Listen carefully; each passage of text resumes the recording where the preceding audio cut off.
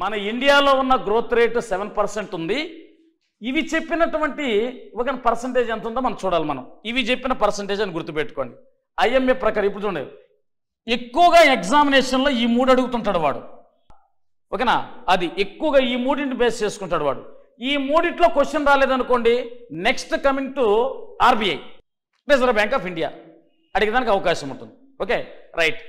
IMF ప్రకారము 6.8%, world bank ప్రకారము 6.9%, Asian development bank ప్రకారము 7.0%, OECD ప్రకారము 6.6%, RBI ప్రకారము 6.8%, SBI ప్రకారము 6.8%, 7.0%, మూడీ అనే ఇన్స్టిట్యూషన్ ప్రకారము 7.0%, పిచ్ అండ్ ఆర్గనైజేషన్ ప్రకారము 7.